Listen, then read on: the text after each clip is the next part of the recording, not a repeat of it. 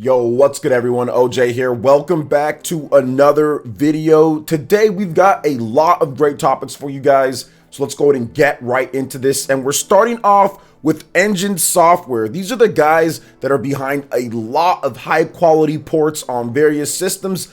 But a lot of Nintendo fans might know their work from No More Heroes 1 and 2 on the Nintendo Switch, Scott Pilgrim as well, and more. So these guys definitely have their toes in a lot of Nintendo Switch projects, and they will be going forward in the future. Now, they had a huge interview with Nintendo Everything going over No More Heroes 1 and 2, how they got ported over, Scott Pilgrim and everything. So if you want to see the full interview, make sure you check out the link in the description below.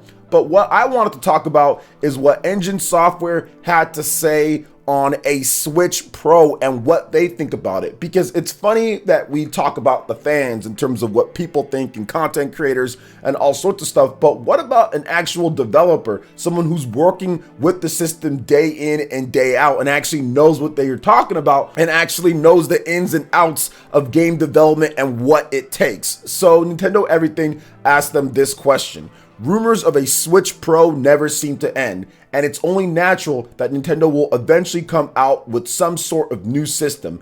Given that Engine Software has been involved with a bunch of Switch games over the years and has a lot of technical experience, is there anything you'd like to see from a Switch 2/Switch successor in terms of specs? So it's interesting how they framed that question. They first started off with a Switch Pro, and then they went on to a Switch 2 or Switch successor. So they kind of blended what we're talking about here from a revision of a system like a new Nintendo 3DS to an actual successor of a system. So let's see what Engine Software has to say in response to that question. Quote, "Truth be told, our opinion on this might be counterintuitive for a lot of people, but we are not large subscribers of the Pro model. Sure, it would be nice to have more RAM or faster GPU/CPU compared to before, but if it's still considered the same platform, you must make sure your game runs on every model. So for compatibility reasons, your performance gets benchmarked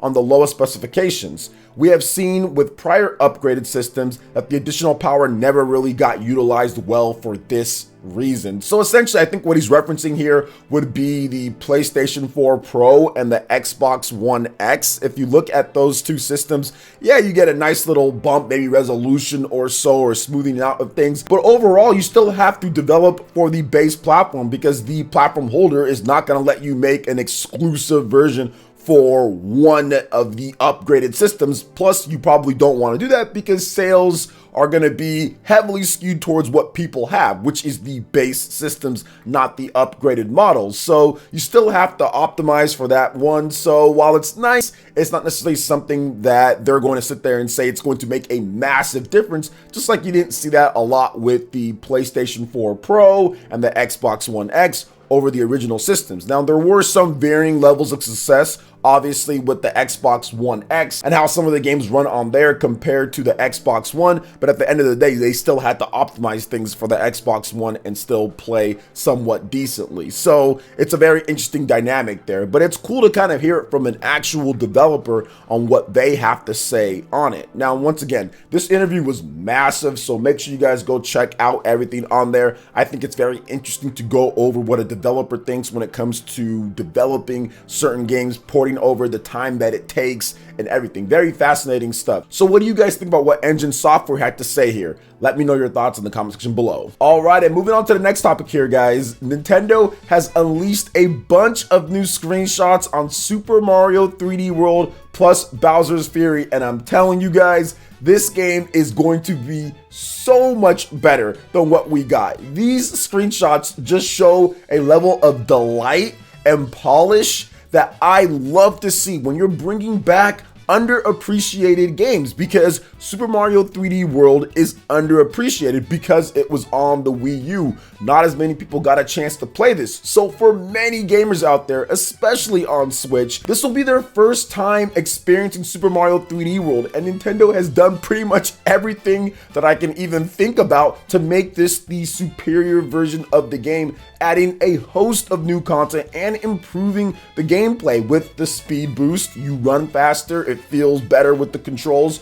Also, with the extra content, Bowser's Fury is really cool. Not going to be super long or anything, but still a nice addition. Plus, they added online multiplayer and also something new that I didn't know about, but the Captain Toad parts in the game, they also added in 4-player support on there. So local online, you can play 4 players, which that was not in the original from what I understand. You can just play 1 player on there. So to add in 4 players to not break the experience, to also have online to where everyone can kind of get in on the action, to improve the gameplay past what it already was, which the game already controlled and ran great. It obviously looks very sharp as well. The closer we get to this game, the more screenshots and footage and information that we get, the more I'm like, yo, this is the best Nintendo Switch port yet at this point. Now, we still have to play it. We still have to wait and see overall what they're going to do and how the online works and various different things. How good is Bowser's Fury? Like, how good is the flow and the gameplay and everything? But from what I've seen with the added co-op as well, heck, I didn't even talk about that with Bowser Jr.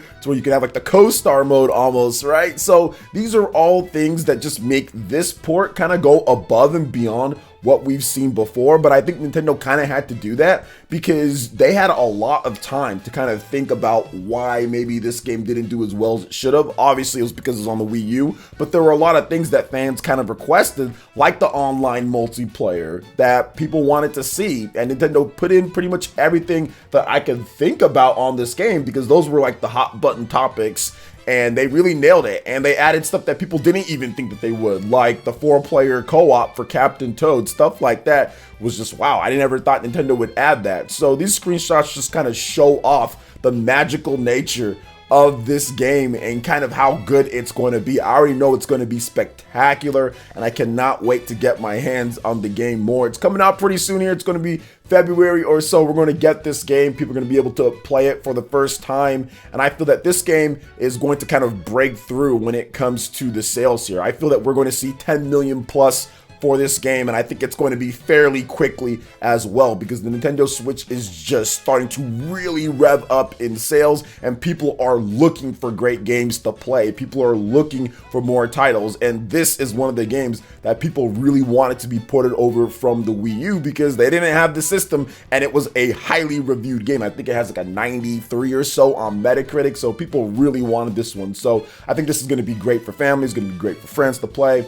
Whatever the case, is competitive kind of multiplayer wrapped up in the co-op, so I'm ready for it, man. So what do you guys think about Super Mario 3D World plus Bowser's Fury, these new screenshots, and also the game itself? I'd love to hear you guys' thoughts in the comment section below. All right, and moving on to the final topic here. This is my part 1 of my Skies of Arcadia ploy to the Switch. Skies of Arcadia needs to come back because Sega Forever recently put out a tweet talking about this epic and legendary game. So Skies of Arcadia Legends ventured onto the GameCube in the US back in January 2003. This updated version of the game featured fewer random encounters with more experience, as well as new side quests and battles. Hashtag Sega Forever. So yes, hashtag Sega Forever and hashtag Skies of Arcadia forever. And the reason why I love this game, especially back when I played it, Skies of Arcadia Legends does something that I thought was very dynamic back then. One, it has a pirate theme, which is always just great. Rogue Galaxy, all the games that do like pirate themes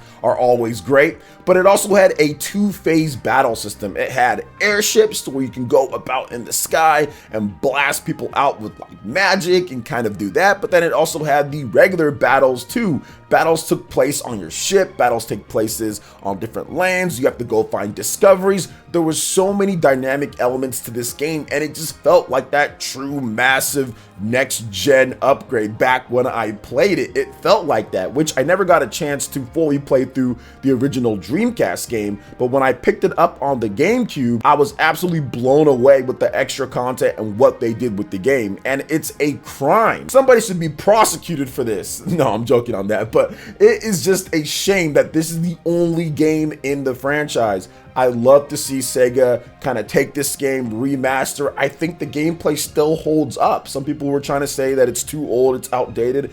I don't think so. I think it still holds up because there's no way this game's going to get like a remake. There's no way Sega's going to invest in that. But a remaster for this title I think would be really good, and I feel that it would do well enough to warrant them taking it, putting it in HD, and trying to see if they can port it over to the Nintendo Switch. I think that'd be a great platform for this game, and many fans could discover the franchise again, and maybe it turns into something else. So you never know. Obviously, it is a little bit of a long shot, but man, only one game in this franchise. It's just too good to just let it sit there and be dead forever. So hopefully Sega kind of listens to the fans out there and we get something from Skies of Arcadia sometime soon, and a Switch version of the game would be fantastic. I think it would do better than Sega thinks it would. So what do you guys think about all the different topics I've discussed here? Let me know your thoughts in the comment section below. All right, guys, that wraps it up for this video here. Check out the links in the description. We've got Twitter. Go and give us a follow on there. Stay up to date on all the latest gaming news and information. Also, make sure you like, comment, and subscribe, and share this video if you can. Thank you guys so much for watching. I will catch you for the next one. Peace.